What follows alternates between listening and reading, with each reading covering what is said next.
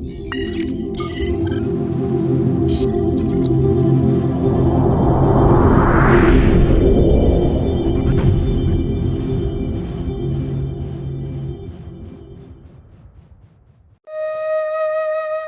کی اس خوشگوار صبح میں آپ سب کو میرا سلام۔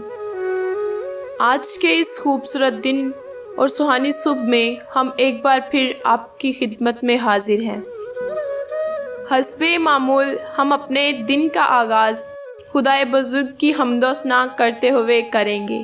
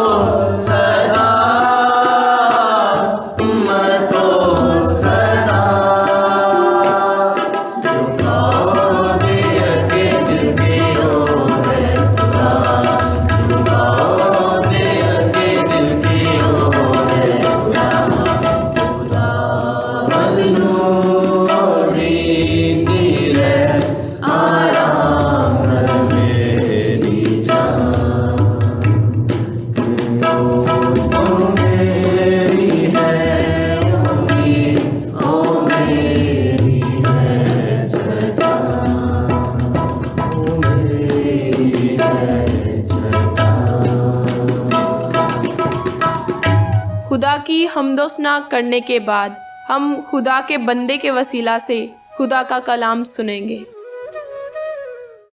میرے ساتھ نکالیے گا زبور 15 اور اس کی جو کچھ آیات رہتی تھیں۔ ہم نے اس سے پہلے اس کی پہلی 3 آیات پڑھی اور ان پر ہم نے بات چیت کی تھی۔ ابھی جو باقی کی 2 آیات ہیں، 4 اور 5 آیت، ان کو پڑھیں گے اور ان پر بات چیت کریں گے۔ کوئی بھی بھائی یا بہن پڑھنے میں رہنمائی کر دیں۔ زبور 15 اس کی 4 اور 5 آیت۔ وہ جس کی نظر میں رذیل آدمی حقیر ہے، پر جو خداوند سے ڈرتے ہیں ان کی عزت کرتا ہے۔ وہ جو قسم کھا کر بدلتا نہیں، خواہ نقصان ہی اٹھائے۔ وہ جو اپنا روپیہ سود پر نہیں دیتا اور بے گناہ کے خلاف رشوت نہیں لیتا، ایسا کام کرنے والا کبھی جنبش نہ کھائے گا۔ آمین۔ خداوند کے زندہ کلام کے پڑھے سنے اور سمجھے جانے پر خداوند کی خاص برکت ہو۔ آپ سب لوگ جانتے ہیں کہ اس سے پہلے بھی ہم نے جو زبور 15 ہے اس کی پہلی 3 آیات پر ہم نے غور کیا تھا، اور ہم نے یہ غور کیا تھا کہ خدا اپنے گھر کے لیے اور اپنے شہر کے لیے جو لوگ بھی اس میں آنا چاہتے ہیں، جو لوگ بھی اس میں رہنا چاہتے ہیں، ان کے لیے ایک کرائٹیریا بناتا ہے، کچھ اصول و ضوابط بناتا ہے کہ جو شخص بھی اس میں آنا چاہتا ہے، اس میں رہنا چاہتا ہے، ان لوگوں کے لیے یہ اصول ہوں گے، یہ قانون ہوں گے۔ تو اس میں ہم نے غور کیا تھا کہ وہ جو راستی سے چلتا ہے، پھر اس کے بعد جو صداقت کا کام کرتا ہے، جو دل سے سچ بولتا ہے، وہ جو اپنی زبان سے بہتان نہیں باندھتا اور اپنے دوست سے بدی نہیں کرتا، پھر چھٹی بات تھی اور اپنے ہمسائے کی بدنامی نہیں سنتا۔ یہ 6 باتیں تھیں کہ جن پر ہم غور کر چکے ہیں۔ اس کے بعد جو 4تھی آیت اور 5ویں آیت ہے، اس میں کچھ اور اصول بتائے جاتے ہیں کہ جن کی بنا پر ہمیں اپنے آپ کو بنانا ہوگا، کیونکہ ہم نے اس میں بھی یہ سیکھا تھا کہ اس شہر میں یا ہیکل میں داخل ہونے کا مقصد یہ ہے کہ آپ نجات میں داخل ہوتے ہیں۔ اگر اسی کو آج کے دور پر آپ اپلائی کرنا چاہیں تو اس کا مطلب یہ ہے کہ وہ جو ایمان لا کر نجات میں داخل ہونا چاہتا ہے، خدا کے شہر میں داخل ہونا چاہتا ہے، اس کے لیے یہ اصول اور قانون ہیں۔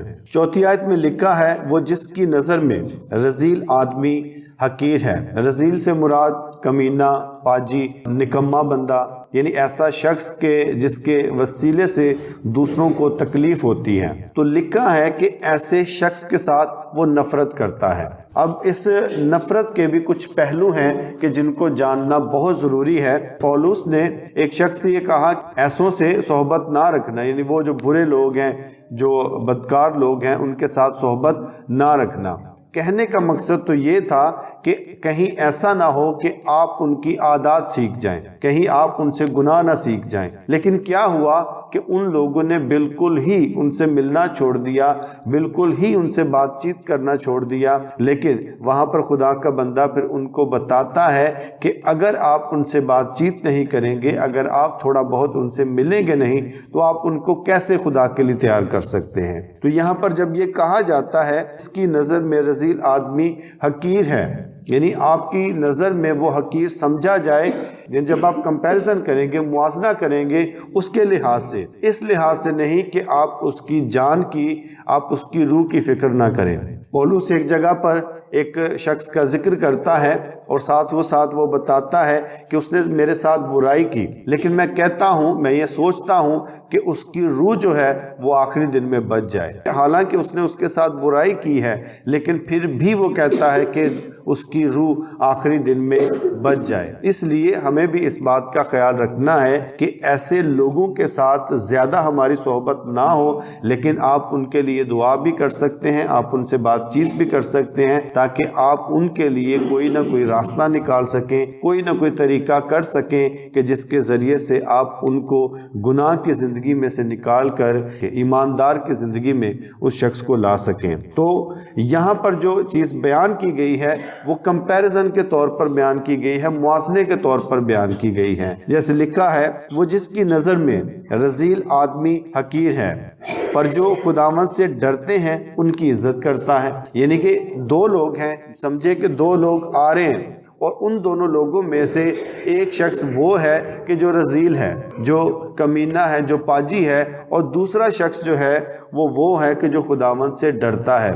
ان دونوں لوگوں میں سے اب وہ ایک کو عزت دے گا اور ایک کو حقیر جانے گا، اس کو بالکل بھی زمین پر پٹکے گا نہیں، بلکہ ان دونوں میں اس کی نظر میں جو عزت ہوگی وہ اس شخص کی ہوگی جو خدا سے ڈرتا ہے۔ اس کا مقصد یہ ہے کہ وہ یہ جانتا ہے کہ کس شخص کی عزت کرنی ہے اور کس شخص کی عزت نہیں کرنی۔ جیسے عام طور پہ اگر دیکھا جائے، میں یہ جنرل ایک مثال دے رہا ہوں کہ اگر دیکھا جائے تو تعلیم میں ہم سے بہت زیادہ لوگ آگے بھی ہوتے ہیں، پیسے کے لحاظ سے دیکھیں تو ہم سے بہت زیادہ لوگ آگے بھی ہوتے ہیں، لیکن پھر بھی ایک جو خادم ہے جب وہ آپ کے گھر آتا ہے تو آپ اس کو زیادہ عزت دیتے ہیں. اس کی ریزن جو پیچھے ہے وہ یہی ہے کہ آپ یہ سمجھتے ہیں کہ یہ خدا سے ڈرتا ہے، اور یہ خدا سے ڈرتا بھی ہے اور ہمیں بھی اس بات کی تعلیم دیتا ہے. صرف اور صرف یہی چیز ہے جس کا آپ نے فرق کرنا ہوتا ہے. اور یہاں پر یہ بالکل نہیں کہا جا رہا کہ آپ ان سے نفرت کریں، نفرت نہیں کہا جا رہا،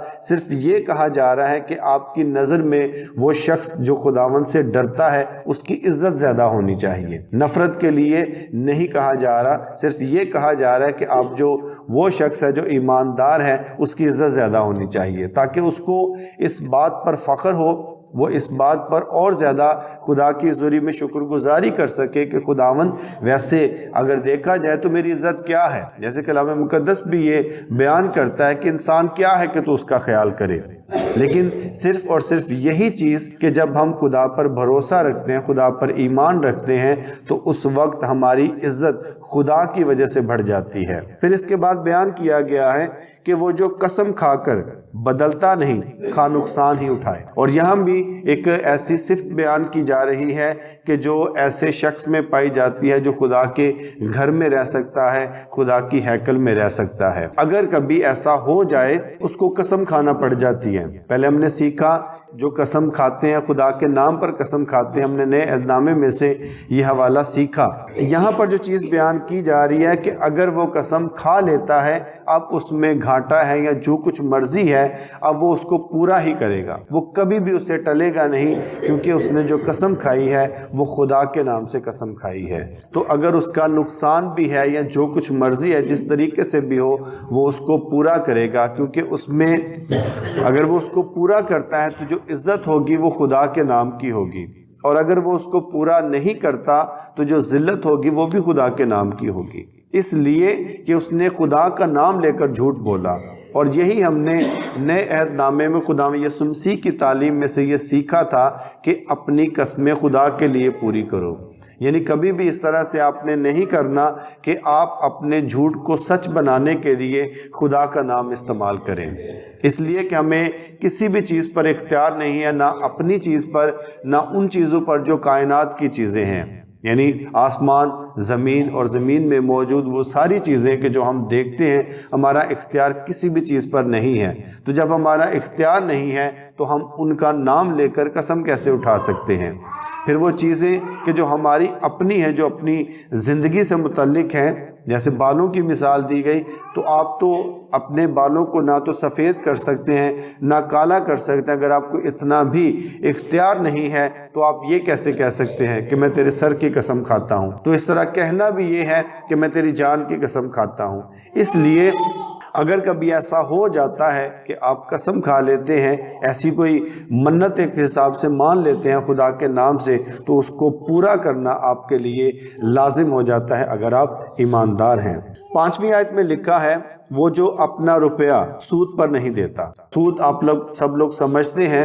اگر آپ پیسے کے ذریعے سے کاروبار کرنا شروع کر دیں، اور کاروبار کے لحاظ سے جو ایک سمپل بات ہے وہ تو یہ ہے کہ آپ چیزیں لے کے آتے ہیں، ان کو سیل کرتے ہیں اور اس کا منافع صرف حاصل کرتے ہیں. سود ایسی لعنت ہے کہ اس میں صرف منافع نہیں ہوتا، جتنا آپ اس کو لیٹ کرتے جاتے ہیں اتنے پیسے آپ کے اوپر چڑھتے جاتے ہیں. جو اصل رقم ہے وہ وہیں کی وہیں رہتی ہے، اور جو ساتھ میں منافع یا سود وہ بڑھتا جاتا ہے. تو یہ منافع میں نہیں آتا، یہ بزنس میں نہیں آتا، یہ کاروبار میں نہیں آتا، بلکہ یہ ایک لعنت ہے کہ جس کے بارے میں یہاں پر بتایا جا رہا ہے کہ وہ شخص کے جو خدا کے گھر میں، جو خدا کی ہیکل میں رہنے والا ہے، اس کے اندر یہ صفت ہوگی کہ وہ سود کبھی نہیں دے گا، وہ اپنے پیسے کو سود کے لیے استعمال نہیں کرے گا، اور بے گناہ کے خلاف رشوت نہیں لیتا. اگر کوئی شخص بے گناہ ہے اور اس کے پاس یہ اختیار ہے کہ وہ کسی شخص کے لیے فیصلہ کر سکے کہ کوئی بھی اس کے گھر کا معاملہ ہے، اس کے باہر کا معاملہ ہے، زمین جائیداد کا معاملہ ہے، تو وہ ایسا نہیں کرے گا کہ وہ پیسہ لے کر اس کے خلاف کوئی ثبوت دے دیں یا اس کے خلاف کوئی فیصلہ کر دے. وہ کبھی بھی ایسا نہیں کرے گا. اور اس میں بھی ایک بڑا اصول شامل ہے، یہ خدا کی صفت ہے عدل کرنا. تو خدا یہ چاہتا ہے کہ اگر کوئی میرے گھر میں، میرے شہر میں رہنا چاہتا ہے تو اس کی زندگی میں میرا یہ اصول ہونا چاہیے کہ اس کی زندگی میں عدل ہو. اس کی زندگی میں انصاف ہو. اگر یہ نہیں ہے تو وہ میرے گھر میں میرے شہر میں نہیں رہ سکتا. پھر اس کے بعد جو آخری آیت ہے اس میں لکھا ہوا ہے، آخری آیت کا آخری حصہ، ایسے کام کرنے والا کبھی جنبش نہ کھائے گا. یہ کتنی بڑی بات ہے. جو کام اوپر بیان کیے گئے ہیں، وہ شخص جو ایسے کام کرتا ہے وہ کبھی جنبش نہیں کھائے گا، وہ لڑکھڑائے گا نہیں، کبھی وہ ٹھوکر نہیں کھائے گا، بلکہ وہ راستے سے چلتا رہے گا. وہ جو منزل اپنی سیٹ کرے گا، جو یہ منتخب کر لے گا کہ میں نے یہ کام کرنا ہے، تو وہ کبھی اس سے ہٹے گا نہیں. اس کی باتوں میں کسی بھی طرح کی کوئی اب کہتے ہیں لچک نہیں ہوگی، بلکہ وہ مکمل طور پر جو فیصلہ وہ خدا کی حضوری میں کرے گا وہ اس کو کر کے چھوڑے گا. اس میں جنبش نہیں ہے، وہ ڈولے گا نہیں، کبھی ادھر گیا کبھی ادھر گیا، بلکہ جو کچھ بھی جس بات کا بھی وہ فیصلہ کرے گا وہ اس کو کر کے رہے گا. اور اس میں مدد کون کرے گا؟ خدا اس کی مدد کرے گا، اس لیے کہ یہ اس کا وعدہ ہے کہ جو شخص بھی جو اوپر باتیں بیان کی گئی ہیں یہ ہے مشکل. اگر ہمارے معاشرے کے مطابق دیکھا جائے تو یہ بڑی مشکل باتیں ہیں جو بیان کی جا رہی ہیں، لیکن اگر آپ اپنے دل کے ساتھ اپنے ساتھ یہ وعدہ اور ارادہ کر لیتے ہیں کہ آپ نے کرنا ہے تو یہ مشکل نہیں ہے. صرف اور صرف تھوڑی سی کوشش کی بات ہے کہ آپ وہ کرنا سیکھ جائیں گے، آپ کی ذات وہ کرنے کے لیے تیار ہو جائے گی. اس لیے ہمیں اگر ہمارے دل میں یہ حسرت اور یہ بات موجود ہے کہ ہم خدا کے گھر میں ہوں، ہم خدا کی ہیکل میں ہوں، ہم خدا کے شہر میں ہوں، تو ضروری ہے کہ ہم ان باتوں کو اپنی زندگی میں شامل کریں اور ان کے مطابق اپنی زندگی کو گزارنا شروع کر دیں. خداوند آج کے کلام کے وسیلے سے ہمیں بہت برکت اور ایمان بخشے. یقیناً آپ سب نے کلام کے وسیلہ سے برکت پائی ہوگی. آئیے ہم کلام مقدس کے لیے اور ساری عبادت کے لیے شکر گزاری کریں گے، اور یہاں موجود لوگوں کے لیے اور آن لائن سننے اور دیکھنے والوں کے لیے دعا کریں گے اور برکت چاہیں گے. بزرگ آسمانی باپ، ہم تیری شکر گزاری کرتے ہیں آج کے دن، اس وقت اور اس لمحے کے لیے جو تو نے ہمیں بخشا، کہ ہم تیری حمد کریں، تمجید کریں اور تیرے نام کو دھن باد کہیں. شکر گزاری کرتے ہیں آج کے خوبصورت کلام کے لیے جو ہماری ضرورت کے مطابق ہمیں بخشا گیا. دعا ہے کہ یہ پھلدار ثابت ہو اور ہم 30 گنا، 60 گنا اور 100 گنا پھل لانے والے ہوں. شکر گزاری کرتے ہیں عبادت میں شامل تمام لوگوں کے لیے جنہوں نے تیری حضوری میں آنا اہم سمجھا. ان سب کے لیے تیری برکت، سلامتی اور ایمان میں بڑھوتری کی دعا کرتے ہیں. اسی طرح شکر گزاری کرتے ہیں ان سب بہن بھائیوں، بچوں اور بزرگوں کے لیے جو آن لائن اس عبادت میں شامل ہوں گے. ان سب لوگوں کے لیے تیرے حضور سے برکت، سلامتی اور ایمان افروزی کی دعا کرتے ہیں. دعا کرتے ہیں ان سب لوگوں کے لیے جو بڑے ایمان کے ساتھ اس عبادت میں شامل ہوئے تاکہ اپنی بیماری، کمزوری سے نجات پا سکیں، اور اسی طرح آن لائن بھی جو ایمان کے ساتھ شامل ہوتے ہیں وہ شفا پائیں اور تیرا یسوع نام ان سب کی زندگیوں میں عزت اور جلال پائے. فضل بخشنا کہ ہم کل کے دن بھی اس عبادت میں شامل ہو کر تیرے حضور سے برکت، سلامتی اور شفا پا سکیں. آمین. یقیناً آج کی یہ عبادت آپ کے لیے بابرکت رہی ہوگی. اجازت چاہیں گے. مسیح میں آپ سبوں کو سلام.